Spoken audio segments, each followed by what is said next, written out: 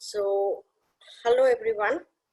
I will officially introduce myself. Some of you know me and some of you do not know me. I am Ismat Dhala-Nathani, founder and director of Center for Ayurveda and Indian Systems of Healing. As you can see the big logo on the screen as well. Center for Ayurveda and Indian Systems of Healing was started in 2002. So we are actually completing our 18th year in August. And the center was started because we really wanted the wide and the depth of Indian medicine to reach Canadians at that time. That was a mission, and there was nothing when I started the school year in Canada. So it has been a beautiful journey with the school, with the center, supporting everyone in whatever and however way we can. In 2020, since 2018, we have been mainly focusing on education at all levels, education of patients, clients, education to practitioners, education for self-healing. So we are very much focused on the education. My background is in Indian naturopathic and yogic sciences from India and post-graduation in integrative medicine from UK. I was initiated at a very young age of 16 by my guru, who taught this particular Marma Nadi work, which I enjoy bringing it forward. And as time has progressed, it seems like very important to be able to share this wisdom with you all so that it can be self-applicable, because Marma Nadi is that kind of a work. Of course, there's a lot of in-depth work if needed, but if you have that little bit understanding, it's very profound. You can apply on yourself, and when combined with Ayurveda, it becomes a very, very powerful healing tool. And so that's what I really love sharing with you all. And of course, with 26 years of clinical practice, so whether it be complicated health conditions or it be something like you would want to know for your self-care, I love putting that out. So that's a little bit about me. We will now move forward with the topic for the day, that is Marma and Ayurveda combating stress. I'm just going to quickly check. There's a couple of messages in the chat box. If there's anything that I need to take care right now. Okay, I think that's great. So since this webinar is on stress, let's first de-stress ourselves before we can take in more learning and more understanding. So one very simple way that I really want you all to de-stress is by, put my camera down, is by locking your hands in and touching your thumb. So locking your hands in, touching your thumbs, and when you have created this kind of a vacuum, not flat hand, a little bit of flow, you bring it right on your belly button with the thumb pointing up. So I'll lower my camera and you can see how I'm doing it. So right here is my belly button. Joining the thumb, bringing the hand here in a relaxed position.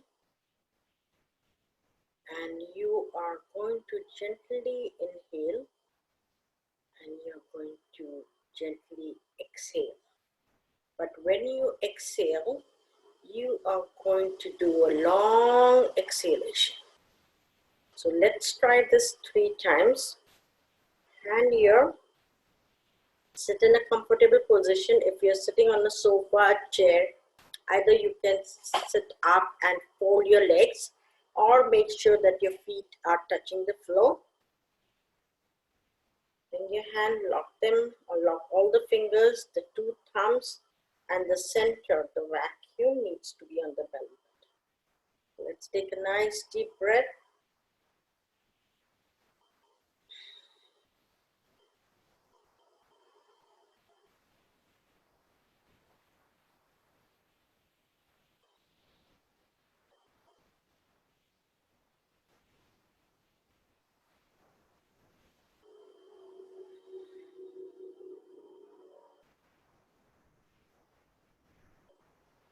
it even 5 times, 15 times.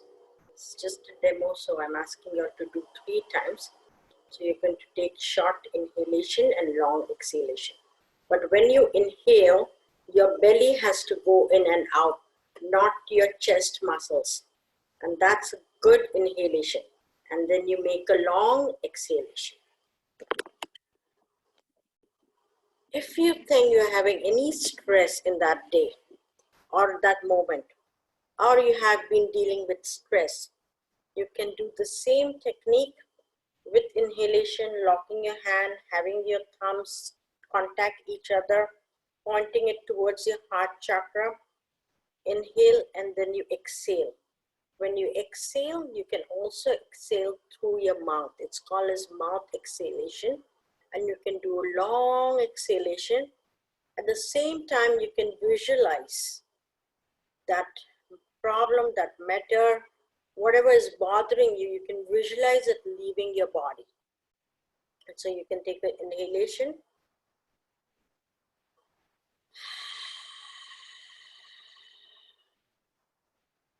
Through your mouth, long exhalation, and visualizing that matter, that problem, that stress leaving you. So this is a very beautiful, simple technique. When you get back to work, you're in your office environment, you're out on a bus stop, wherever you are, you can very easily sit. Even if you're standing, that's fine. But if you can lock your hand, because this is actually protection of the belly button, which is the nabi. Nabi is considered to be one of the most important chakra, but it's also very, very important marma point. And we are going to go into more of the importance of the marmas and the chakras as well. I'm going to share a presentation with y'all as I'm talking. Can y'all see the screen? Can everyone see my screen? If I can get a little reply in the chat, that would be amazing. Okay, yes, you can see the screen. Great. Fantastic. Okay, beautiful. Okay, so let's get a little bit into the word stress and what stress is. So stress is basically, it is a psychological perception of a pressure. Something comes your way, you are doing your regular work, and there's some external demand that comes on you, which you're probably ready for it or you're not ready for it. And that's where you start to feel stress. So stress is just a psychological perception of pressure. It is definitely a state of mind because you are in a particular state of mind, either for the day or for the time. And those extra demands then pushes you to come out of that state. So it's like a very abruptly you're pushed to move from one state to another state. And if it's not well received, either in your perceptions, also in your impressions, in your expressions, in your experiences, then that's what causes you stress. Now, stress in a way is, you cannot avoid it. It is part of our lives, whether it is as simple as you wake up, what do you eat, multifunctioning, you get a phone call, oh, I have to pay a bill, things like that. What we are living in today's time, stress is an ongoing thing. So in a way, you cannot eliminate stress completely. Of course, I would encourage each one of you to reduce the stresses and simplify your life as much as you can. But having said that, still there will be some stress that will exist. There will be sudden things that might happen. Example, what we experience with COVID right now, we were not expecting it. We had 2020 plans and we were all excited, but things change and it causes us stress. So reducing the stresses is obviously the best thing to do. But if in case you cannot reduce the stress, then what you need to look into is reducing the impact of the stress on you. So reducing the impact of the stress is extremely important because we are constantly interacting between the outside world and our inner world. We are constantly taking things through our sensories, through our experiences, through our own perceptions, and we are constantly taking in things, and that itself can cause us stress, and these are silent stresses. But then comes the other big active stresses, which is right on your face, and boom, you kind of get double impacted by it. So stress and reducing the impact of the stress is what we are going to really look into it today. Removing your stresses, definitely Ayurvedic medicine has a lot to offer on that area. Even understanding your own constitution, whether it be your elemental constitution or understanding your dosha constitution, and you will be able to find the counteractions to it, and that will really help you to reduce the stresses in your life. There are a lot of clinical psychologists, there are psychiatrists, they always talk about reducing the stresses in your life, like don't try to overdo things, have a little bit less expectation, don't have very high expectation on yourself, be realistic, do journaling and all of those things.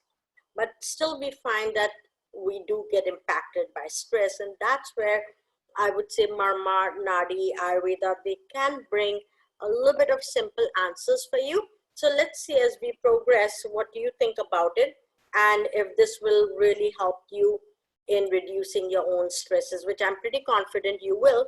But obviously, even after this, after this webinar, I would love to hear from you if you have been able to implement and apply some of these marmas and the understanding of the marmas and Ayurveda into your life to reduce stress. So let's look into the stress and how your body responds to the stress. So the body's ability to respond to the stress greatly depends on the 5 factors. And one of the factor is the metabolic factor. So your metabolic activity, that's when we start to get signs and symptoms in our body. So there could be stress in your life, but you have been dealing with it pretty well. And then one fine day you find, oh, you know what, I just went for a routine test and my cholesterol is high. Or I just was not feeling well and I was getting a headache and I went into pharmacy and my blood pressure was high. So your body's ability to respond to the stresses also diminishes over time. And that's when it impacts you more, but also your general health and your general well-being can counteract these stresses. So the stress greatly depends on your metabolic activity and your muscle flexibility. Because if you're stiff in your muscles and you have not been doing too much of stretches and exercises, your ability to deal with stress will also be reduced. So muscle flexibility, hormonal signals, memory, and your innate elemental balance. I'm going to go one by one on this so that you can understand more. Now, metabolic activity from an Ayurvedic standpoint is your Agni. It is the energy of transformation which we all hold. And as I was talking to you about the belly button is the home of this Agni. Around the same umbilical area, it is the home. Some school of thought says it is the belly button, some says it's above the belly button, but let's take it around that area. It is the home of the Agni, which is the energy. It stores that energy there, which is the energy of transformation. So any food that you're eating, your digestive capacity, how you digest and transform that food, assimilate it and absorb, is dependent on this Agni. So when we are talking about metabolic activity, we are also in a small way talking about your digestion and how well your digestion works. So this is where the metabolic activity in Ayurvedic medicine is very, very important. If you have a robust Agni, if you have a good Agni, if your digestion is good, you're having regular bowel movement, you have a very stabilized appetite, and you are able to sleep well, then any stress that comes big or small, your metabolic activity will deal with it, and you will not end up in any kind of metabolic imbalances or signs of symptoms of ill health. So this is what Ayurvedic medicine really focuses on, is Agni. One of the good ways, of course, digestive activity is very important, and make sure that you're eating the right food according to your constitution. But one of the simple way from a chakra and marma standpoint to maintain your Agni from external factor and from external application is actually putting some warm ghee into your belly button, or it could be even sesame seed oil. So if you're vegan, you can also go with sesame seed oil, but if you're not, you can use ghee. So using some warm melted ghee, you can use a dropper, and you can drop it. You can lie flat and you can drop it in your belly button. Lie there for a while. If your Agni is good and there's a good flow of prana in that umbilical region, then that ghee will get absorbed completely, exactly like when you put some kind of oils in your ears and how it gets absorbed into the ear channels. Similarly, it will get absorbed. If it's not getting absorbed, whether it be oil or melted ghee, then you know that the Agni is not that strong. But by repetitively putting warm oil in your belly button, you will be able to rebuild it. Of course, as I said, that doesn't mean that you can eat junk food. That diet, nutrition, all those factors are important, but this is something additionally that you can do for yourself. Then comes your muscle flexibility, and here I've taken the yoga posture, Vajrasana. Thank you to the World Peace Yoga School. I've taken their picture here. And this is a Vajra Asana, which is one of the asana, and I'm very mindfully chose this because I have to show you something more that will connect with this. But your flexibility, muscle joints and nerve flexibility also is on the way that you exercise, the way you move your body. It's everything. But of course, yoga is the chosen when we are talking about complete Indian medicine, and when we are talking about marmas, nadis, Ayurveda, chakras. Yoga is a natural fit to that kind of a lifestyle. But if not, even dancing is good enough. Dancing, regular stretching, walking, going out in the nature, it's all good to improve your muscles and joints and nerve flexibility. The reason is that when you get stressed, your muscles, your joints and nerves, they kind of go in constriction. They constrict, they get tight, they get hard. The flexibility is not there. But if you're in a habit of keeping them free and mobile and moving, when the stress impacts you, your muscles will not get tight. You will not get this stiff, and you will not restrict your breathing, your circulation, which can then impact your general health. So again, muscle, joint, nerve flexibility is very important when you're looking into reducing the impact of stress. Then comes your hormonal signals. Now, hormonal signals are very much dependent on what is called as the diet and lifestyle, or ahar and vihar in Ayurveda, because these foods that you are eating have got certain micro and micronutrients which help in the formation of the hormones. A simple example I'll give you: 80% of your fats that you consume, even good fats, is being broken down by liver, which is called as your cholesterol. So this is 80% of the fats is broken down in form of cholesterol. This cholesterol is then taken over by your adrenals to make sterol. And this sterol is where you get your steroids. This is where you get your adrenal hormones. This is where you get your cortisol. So all the hormonal formation starts in your digestive system, but is very much dependent on the food that you're feeding. So the right nutrition and the related lifestyle to it will give that formation of the hormones and the signaling that these hormones need to carry these messages to your other parts of the body, to the brain, from brain to body again, is very, very, very important. I cannot emphasize enough on the diet as well. So this is where again Ayurvedic medicine is amazing. And if you know your doshas, and if you know your imbalances in your doshas, then focus on the diet pretty much in a very intense way, so that you can get this hormonal signaling back. Because if you're not on a good diet and you're also dealing with some stress in life, it's going to impact you way too much. Okay, so your nutrition is very much related to your hormonal signaling. Then comes your memory and any breathing exercise. The way we did the breathing exercise for relaxation, for reducing stress, any breathing exercises or breathing practices actually erases. It's like your eraser. So you've seen your whiteboard, you've seen your chalkboard and those writings on it. So all the memories that has been written can be erased by this beautiful breathing, because breathing is neutralizing.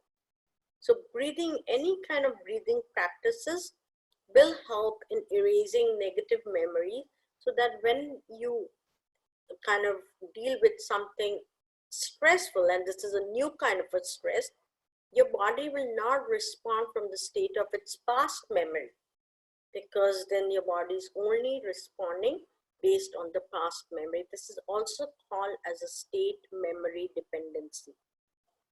So state memory dependency is your memory holds on to those experiences that have been negative. They hold on to more of negative experiences than positive experiences.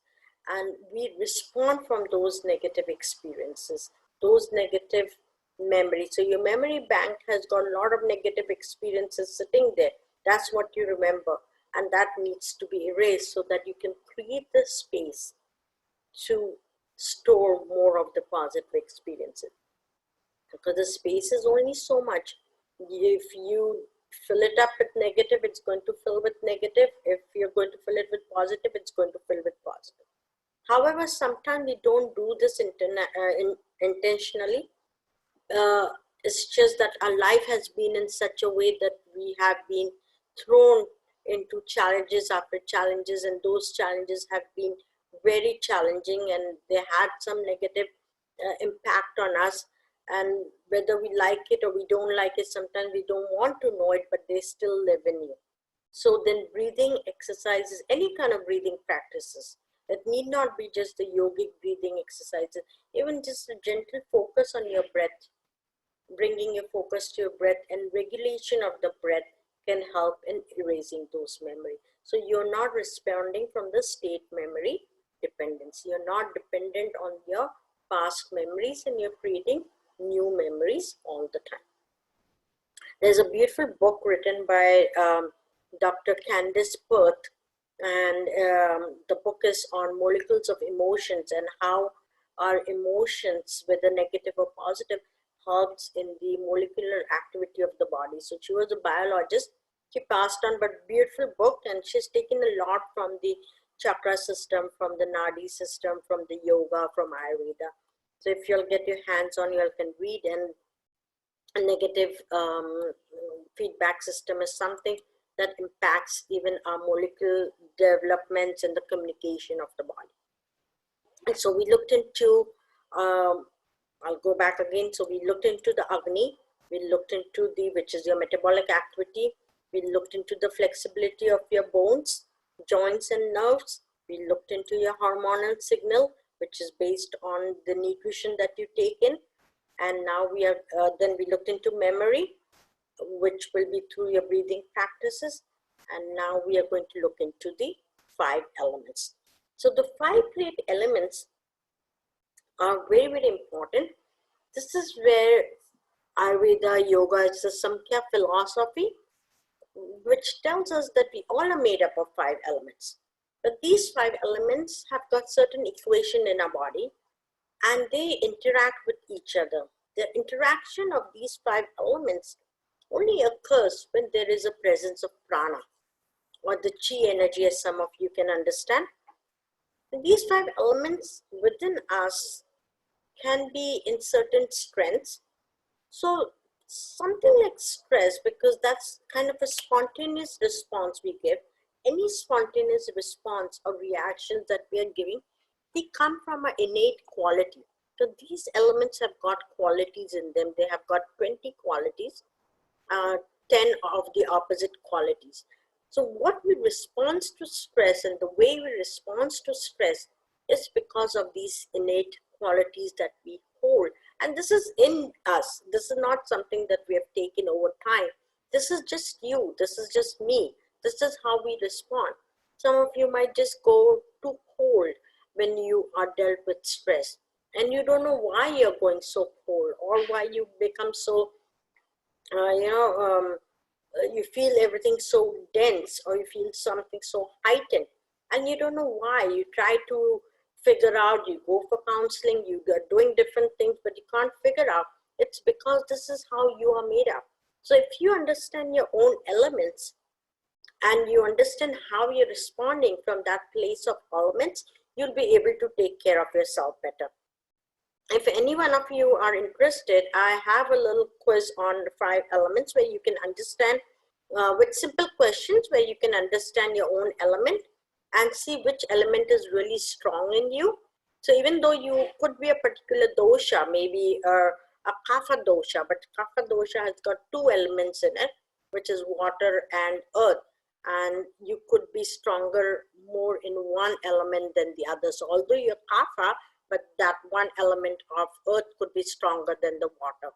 So just going deeper into elements, and then breaking down it further into the quality of the earth element or water element. So if any one of you are interested, please send us an email, or even in the chat box, you can leave it, and we'll be happy to send you those questionnaires. So is this good up till this point? Anyone has questions before I move forward?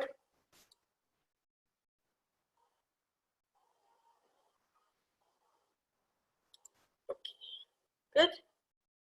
I guess, oh, I can see some chat box flashing. Okay, no questions. Okay, great. Okay, great. Thank you. Okay, so I'll move forward to stress and how does it impact you in your life. So some self-inquiry. Now, stress can impact us differently.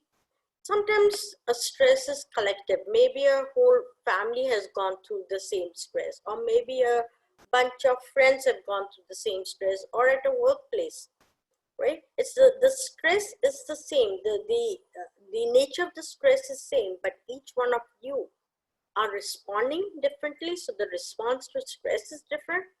And then how does it show up in your own life could be completely different.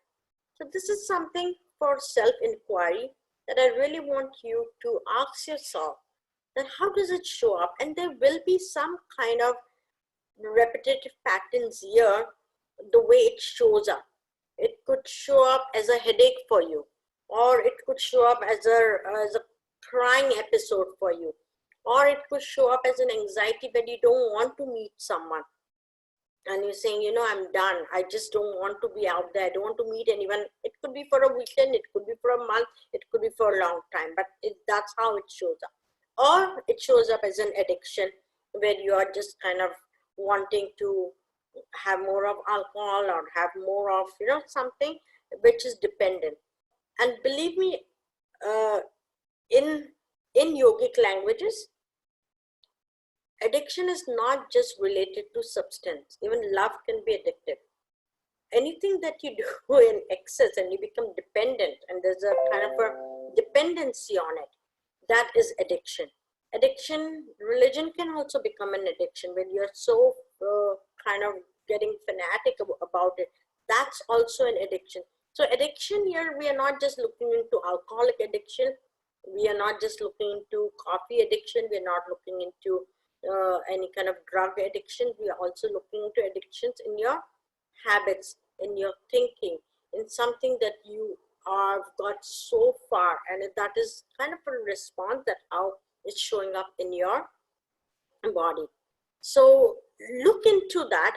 It's a self-inquiry. You don't have to tell me or anyone, but I would really want you all to take that pause and observe.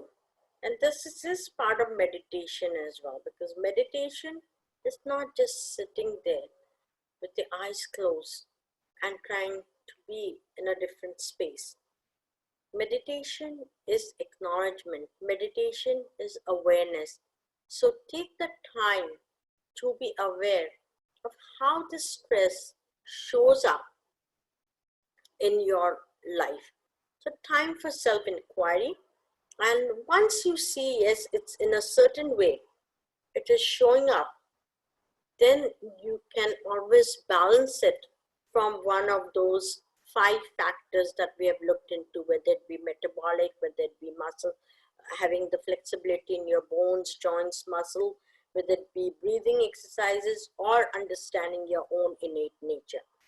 So this is something that I would leave for your self exercise, but do look into it, because stress is also a very silent factor. If it has started to impact you, it's like that parasite that goes deeper and deeper and deeper and has very deep roots.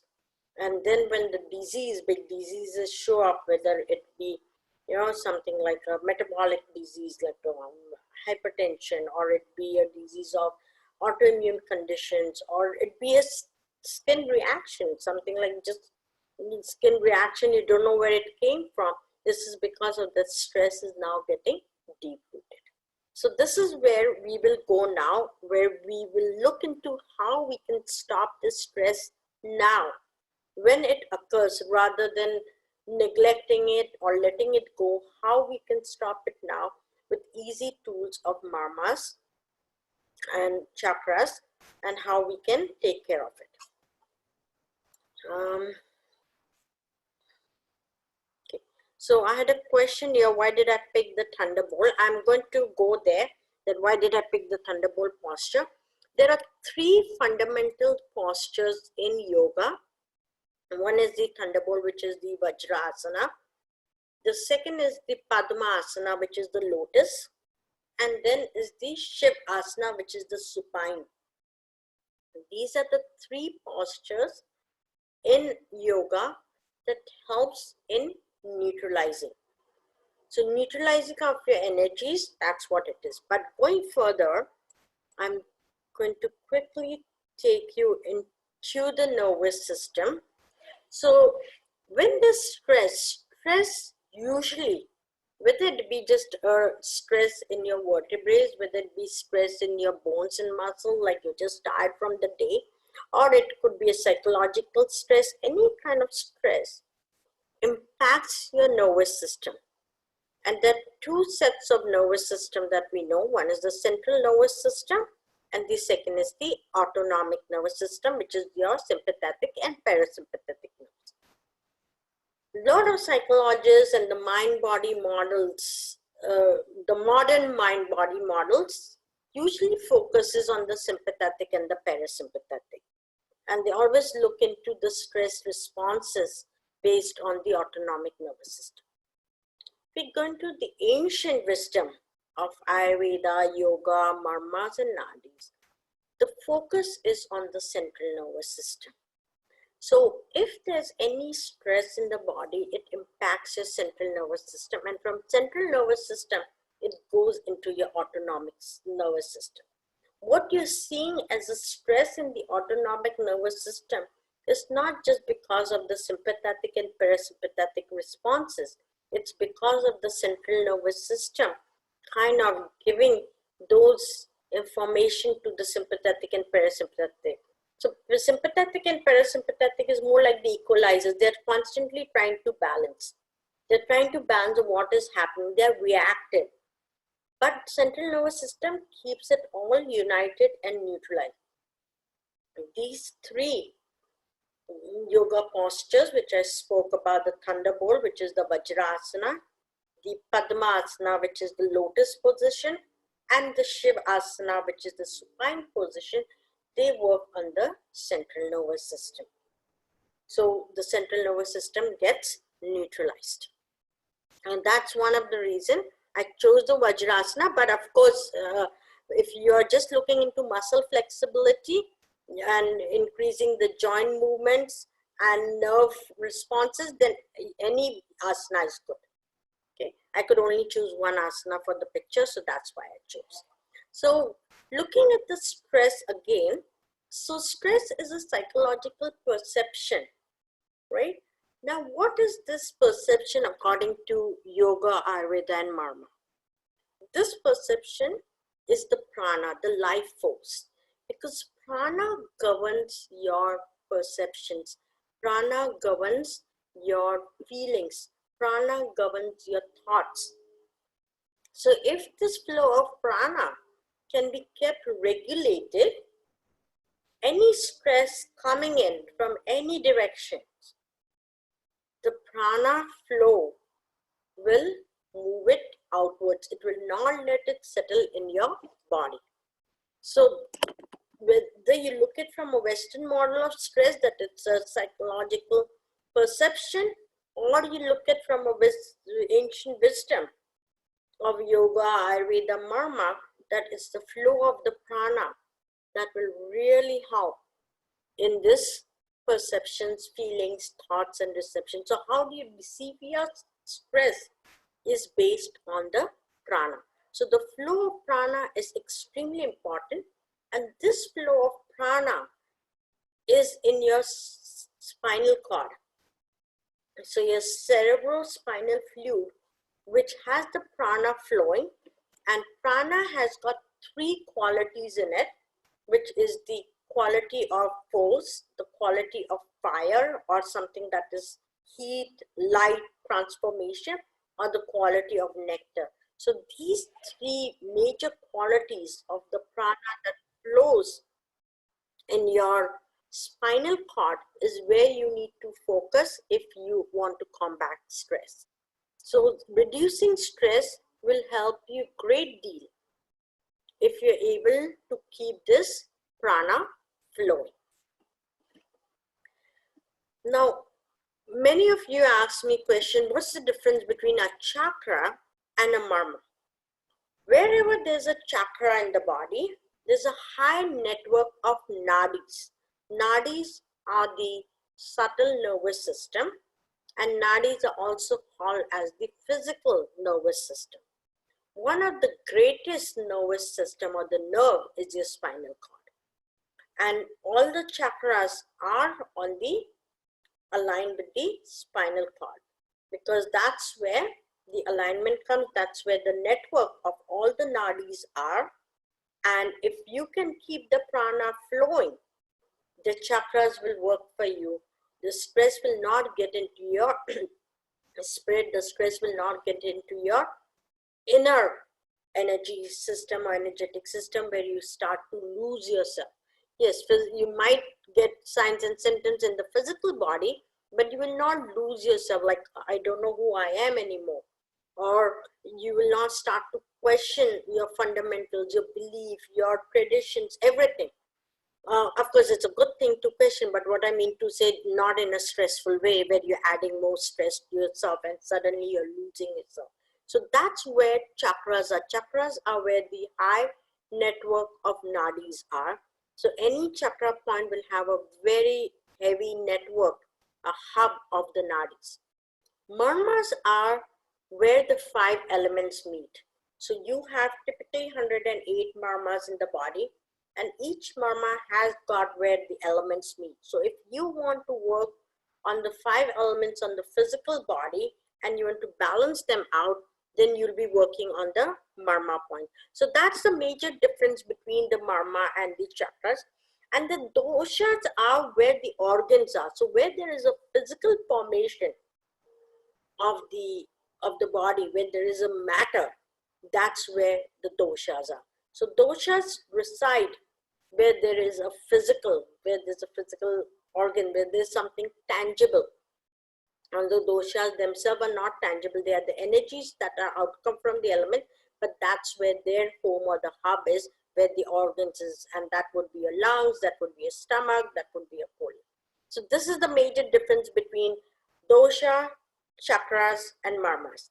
I hope I've been able to explain this well in a short time, because of course it's a shastra or a vigyan. Vigyan means a supreme knowledge. So it's so vast, but definitely in a short time and in a gist, you can take that and try to understand it from that perspective. I see a lot of questions coming up. Oh, can I slow it down? Okay, sure. So I'll repeat myself if y'all have not got it, that chakras are where there's a heavy network of nadis. Marmas are where the 5 elements meet.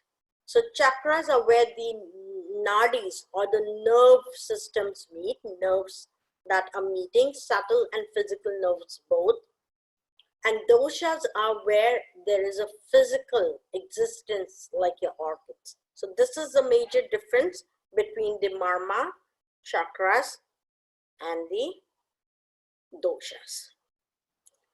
So moving forward, this is where your marmas are. This is all your marmas, 108 marmas.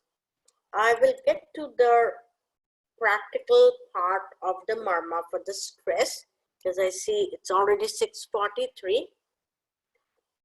So here, of course, it's a sub-point of what the marmas are. So marmas are considered as the satellites to the chakras. Yes, so the chakras have a lot of energy in them because of the network of the nadi. Imagine your kind of the wiring system. Imagine your electrical board, where there are thousands of wires coming in, and that's what the chakras are. And then your marmas are like your phone lines, where there's in each room there's probably or a socket to pin in your phone lines. So that kind of a system you can look into the marmas.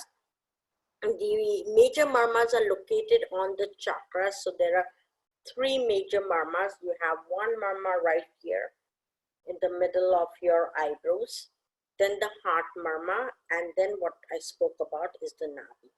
But today I'm going to show you more on the marmas rather than the chakras. So moving forward, let's look into how you are going to reduce the impact of stress and where does the stress sits in your body, because you don't want it to get into your spinal cord. Those who have attended the Ayurveda, Marma and Ayurveda for immunity, I had shown some techniques with massaging. So any massaging techniques on the marma point is basically for stimulating. So either when you go clockwise, you're stimulating, and when you go anti-clockwise, you're cleansing those marmas if in case there's any kind of toxic, even it could be a subtle toxic from your electromagnetic radiation that has been stuck there and causing this impact on your immunity. But when we're talking about stress, we are looking into what is called as, again, a technique of, pressure application, something like a pulsation. So you are not massaging here in this technique. You are kind of, in a way, you're kind of compressing and relaxing, compressing and relaxing. So this kind of technique you will be using when we are working on the marmas that are for the spinal cord and to release the stress. Because stress, again, if you're massaging, if there's stress, yes, you'll feel good, you'll feel relaxed at that time, but it doesn't leave your body. So this is the technique we are going to use. Now, the place where you usually hold stress is the base of your skull, which is also called as the base of the occipital bone. So this is the base of the skull, where you can see in this diagram, right here is the base of the skull, where you tend to hold on lot of the stress. So there are two major points, and we call this as polarity. So one is where the spine or the vertebrae starts, which is your right here, starts your cervical, and it is called as the mania, and base of the skull, right from the temporal bone, which is the bone here, which is right behind your ears, which is the temporal bone, and all along the occipital is where you will be holding stress. So this is one place, and then the second place where you will be holding stress is right here, which is called as the dimple or the dimple of the Venus. And you will see the two holes or two dimples in your low back. This is the area where the spine finishes and where your pelvic starts. So it kind of forms this kind of a right angle there. So you have the straight spine and then you have the pelvic starting. So this is where between the two dimples, there's a nerve channel which is called as the Shakti. Shakti means strength, the nadi or the channel of the strength. If you start to hold stress there, you are losing your strength. You're losing your strength, you're losing your ability to defend yourself from the stress. You're losing your resilience. So this area is extremely important. These are two marmas, and they are called as the Kukundra marma, which is on the top of the slide. This is called as the Kukundra marma. So these two marma, which is called as the Kukundra marma, and then you have the Vidura marma, which is the temporal bone, and the entire occipital, which is the Trikatika marma. So these three marmas, the Trikatika marma, the Vidura marma, and then the Kukundra marma, which is at the base of the spine, these three marmas hold your stress. And if you are able to even daily help yourself in this squeezing effect on your scalp, you'll be able to release the stress and allow the prana to flow. So this is how you'll be doing. You'll be taking your two hands, you'll put it at the back of your ear, and you are going to squeeze, release, squeeze, release. So squeeze, release, squeeze, release, squeeze, release. Then you're going to go inwards towards these 2 points. Okay, so you're going to keep on going inwards. So you start from the temporal bone right in the center to the occipital, all along the occipital bone.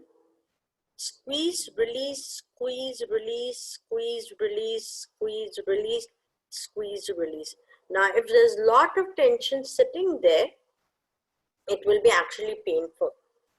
If it is painful, then you know that you have been holding stress. Neck pain and neck discomforts and back pain comes later on.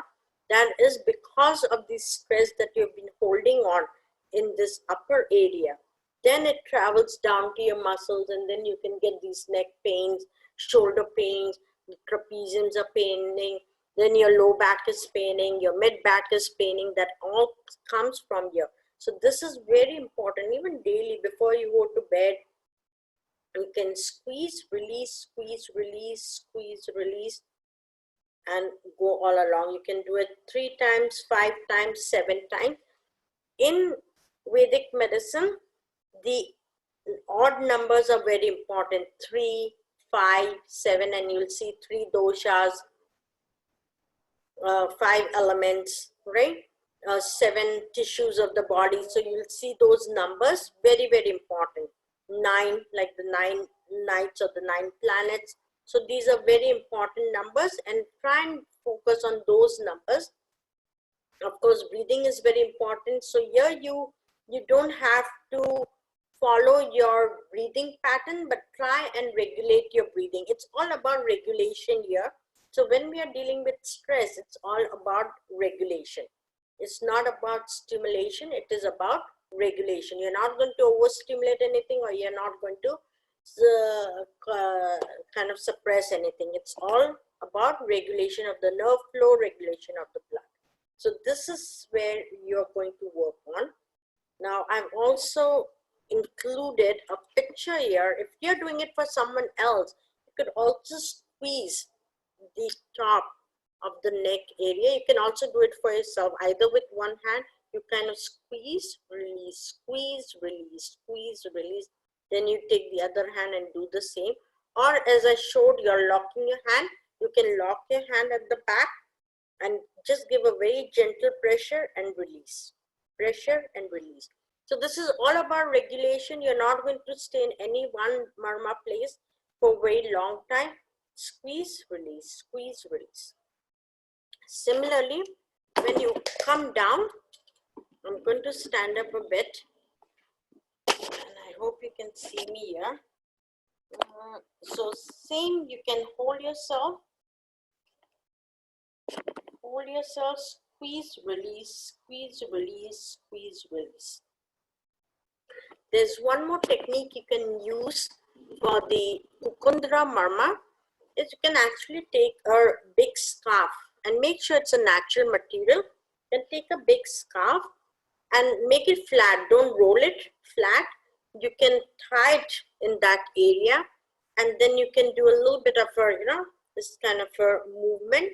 Push the scarf one side a little bit longer, then push it on the other side and pull it forward so you get that pressure. That's also a technique where you can kind of regulate that flow of prana. So the flow of prana here is very important along the spine, but also at the base between the two dimples. That flow is very, very important. So you could use the cloth as well. In postpartum care, we take very close, care or very gentle care of those two dimples because of the Shakti, the strength there.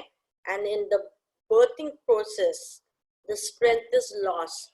So to regain that strength, that area is massaged in actually up and down movement, or then in the side movements, it's massaged there just to bring back. So that is stimulating because we need to bring that back.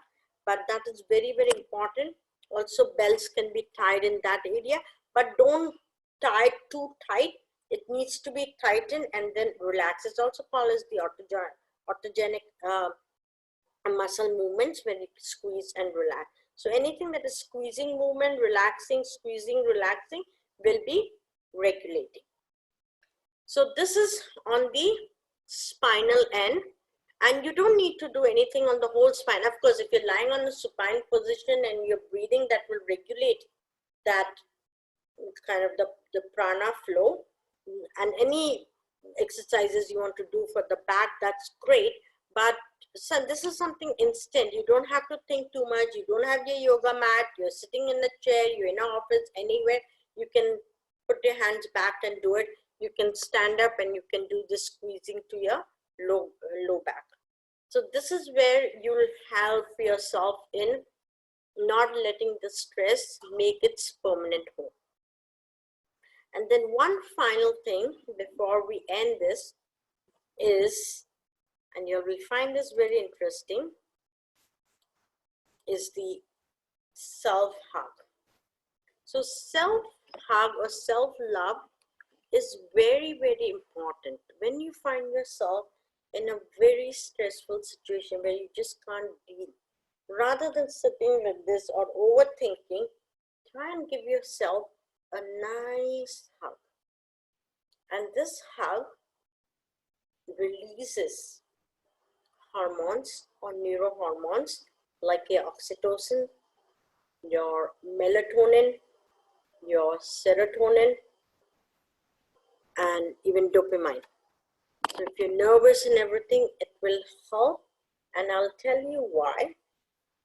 Because there are 4 marmas that when you do a self-hug, there are 4 key marmas that are getting squeezed. And these 4 marmas, they have a direct nerve connection to your pituitary and to your pineal. Pituitary is called as the master gland, and pituitary is the one that also releases hormones for your thyroid. It also releases growth hormones. It also releases neurohormones. Above the pituitary lies the hypothalamus, which is also very, very important. Not much is mentioned in the Western medicine. Not much is mentioned about hypothalamus and how to take care of hypothalamus, even in natural medicine. But in yogic medicine, and especially in the marmas, nadis and chakras, hypothalamus is very important because it sits between the pituitary, which is the master gland, and the pineal gland, which is the emperor gland. So it sits between 2 major chakras, and it is also considered to be a chakra in itself. And when you are kind of pressurizing, there's a marma point right on your elbow, which is called as the purpura marma.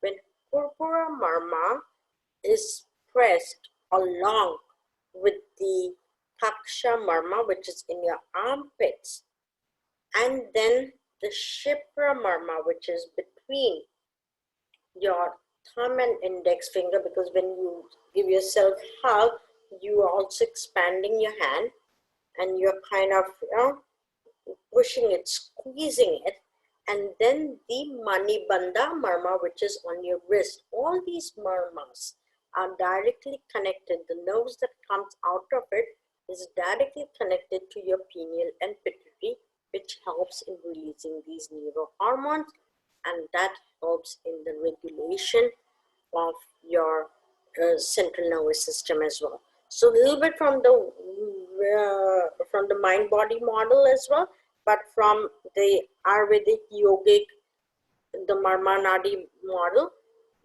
all these 4 marmas are extremely good in increasing the flow of prana and aligning the pineal, the hypothalamus, and the pituitary. If these 3 align and they get a good flow of prana, then you will be in a very, very happy state, in a state of relaxation.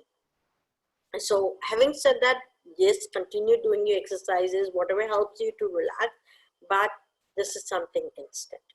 So this is where I will end with the self hug and the 4 marmas. I'll be happy to send you all the presentation as well, so that you all can get the names of it. And if you have any question and answer, I'll be happy to take that. I see a few things in the chat, question and answer. Okay, so I answered why did I pick the thunderbolt pose. Yeah, so sorry, when you're working on these back marmas, it will become very, very powerful if you can sit in the thunderbolt pose and do it. So if you're at home and if you can sit in the thunderbolt pose or Vajra Asana and you do this with your spine straight, the impact and the positive effect of it is, I just can't tell you how much more it is than just sitting on a chair. So try that with the thunderbolt pose. There's one more question. What was the 3rd major marma on chakra? I heard between eyebrow and heart, and then the nabi, which is the navel. So navel, so you have the snapati marma, which is right here between your 2 brows.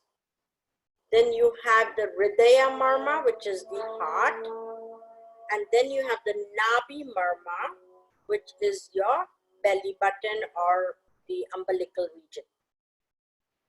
I have one more question here. Does heaviness and pain in the dimple area mean there is trapped stress? Yes, very much so. So if there's any kind of heaviness or pain in those dimple areas, yes, there's trapped stress. And from the physiology, this sometimes can lead to sciatica pain. I'm not going into the body's anatomy here, but yes, it can lead to sciatica pain. So if you feel any heaviness and a little bit of even numbness or pain there, that needs to be relaxed. So of course, any forward bending asanas, if you're into yoga, any forward bending asanas, back bending asanas will be good, but between the exercise, because you can only do exercise for so much time in a day, but in between you can still continue with your hands, squeeze and release in between, taking a break, working, whatever, you can still do that. You can also do oil massages. There's also one more marma point called Kati, right there in that area. It's a whole network of marma. Actually, when you go to the low back and to the glutes, even the thunderbolt pose, when you're sitting with your heels, and that is kind of getting a little bit into the gluteus, and there's a lot of marmas there, so you're actually stimulating that as well. So yes, please free that area if you think there's heaviness. Try not to use oil unless you know there's some kind of musculoskeletal problem. Then you use oils there, and like the heavy oils. If not, try and do it with dry technique, which will be really good. The other thing that you can do from an Ayurvedic oil, if you want to really use Ayurvedic oils, then in that area you will do good with the oil called Dhanvantram oil, which is meant for all the doshas. Unless there's a kind of a structural problem, then you use Mahanarayan oil. If not, then you use the Dhanvantram oil. So I have one more question. Yes, that's a very important question. Does wrist joint pain is also related to stress? Definitely.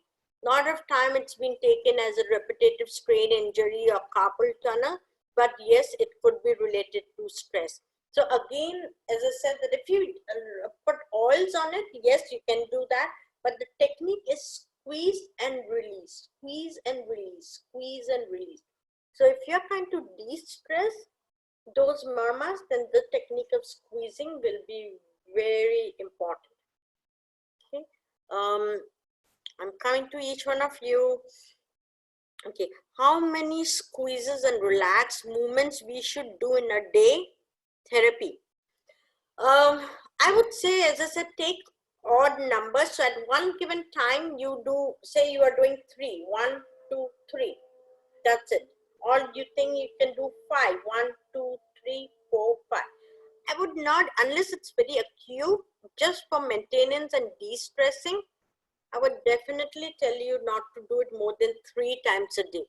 Unless there's something that's really, really bothering you and you need to get over that stress, or you feel like you're releasing the stress, but then there's stress coming in and it's getting trapped in the same marmas on your body, then you do it more.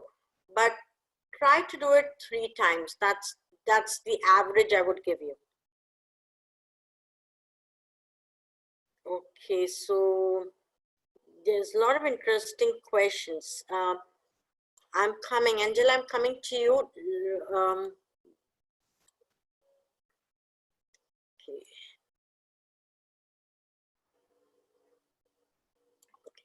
So why would someone suffer from a frozen shoulder presenting as knots in the underarms, elbows, wrist, biceps, sharp pain, loss of shoulder mobility and range?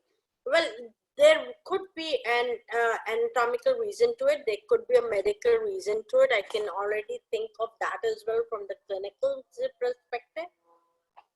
But if you think that there is stress associated, then these are all connecting marma points, and one marma point can impact the other marma points. It's like your family members. So if you have 3 kids in the house, and if one kid is upset over something, you'll sooner find that the other 2 kids are also getting upset, not over the same thing, but something else. But it just carries on. It's like contagious. Similarly, the marmas are. If one marma is kind of stressed, that stress carry on, because that's what the prana is. Now, once there's stress, the flow of prana reduces and the flow of vata increases, and vata causes pain. So again, to reduce pain, you want to increase prana. And the regulation of the prana here is one technique, one of the techniques. Of course, breathing exercises you can do, fresh air, fresh food, this all will help with the prana, but just as an immediate technique.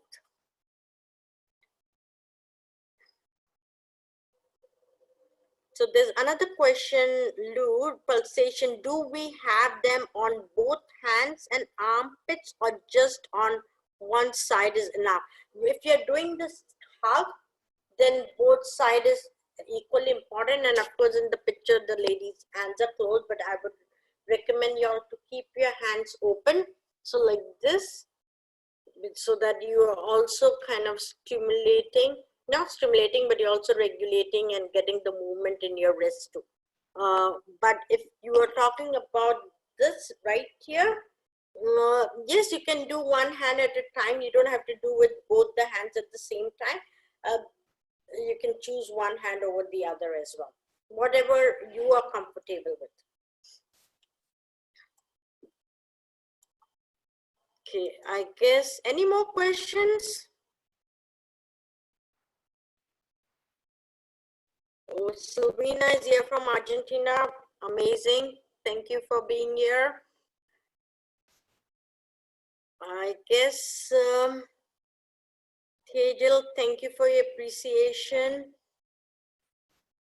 Yes, please do send your feedbacks. We would love to hear from you. And even after a week or so you've done it, please let us know how you feel, if this has been helpful to you in your situation, your loved ones, or if you're health practitioners and you have given recommendations to someone else and they have benefited. We always love to hear about the good work being carried forward. So don't shy from that. But I guess I've taken all the questions. Any more questions before we say namaste?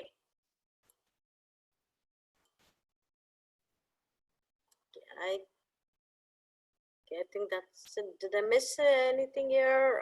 No.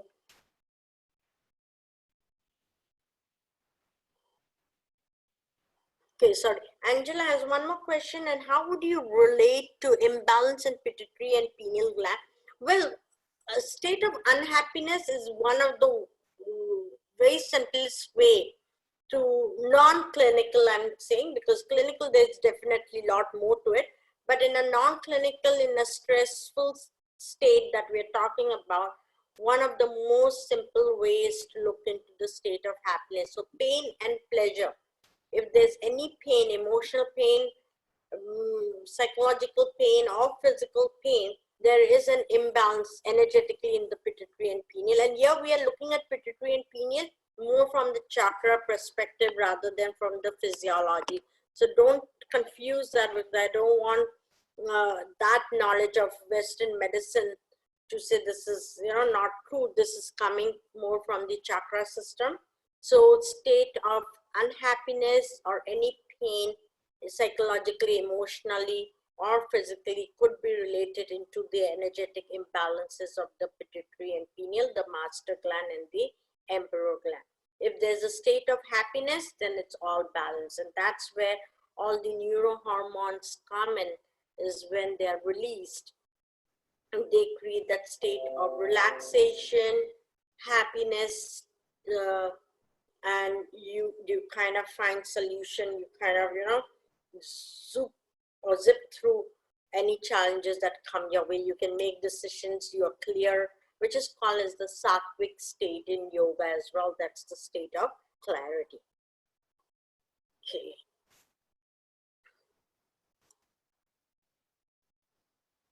So I guess no more questions. Oh, I see more. Sorry, did I miss? Okay, someone's asking me the name of the oil. So I'm going to put it in the chat box, or maybe in the question and answer. Can everyone see the questions or only I can see the questions?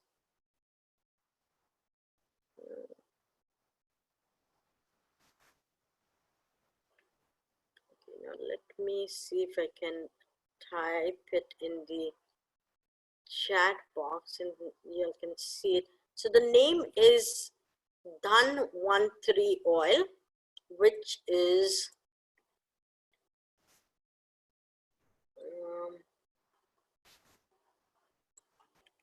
DHANVANRUM. Dhanvantram oil is the one that you will use it for just kind of, you know, energizing the marma point and for the regulation of the prana. But if there's any musculoskeletal problem in the lower back, then you'll be using the Mahanarayan oil. Okay.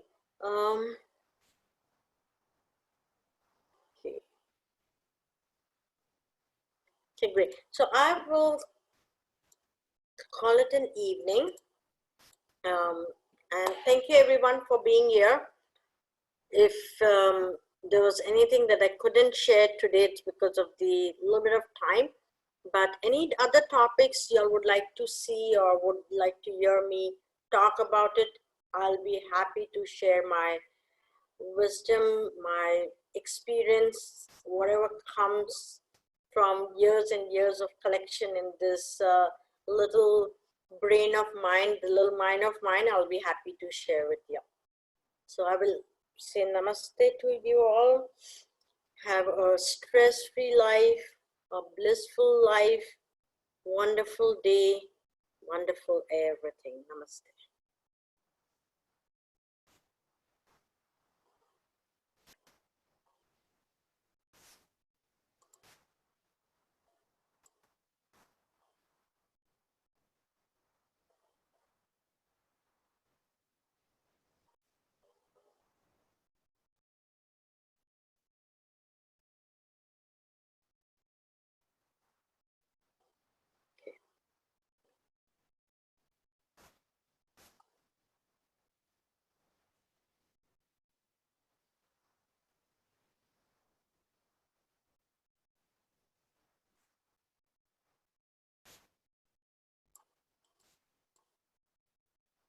So a lot of you are asking for the names of the oils.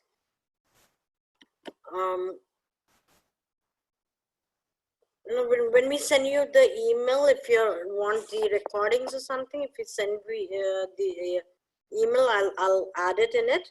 But for now, whoever I can reply, it is Dhanvantram oil for regular use and Mahanarayan oil for muscular skeletal system, skeletal pains. Great. Thank you everyone. Take good care.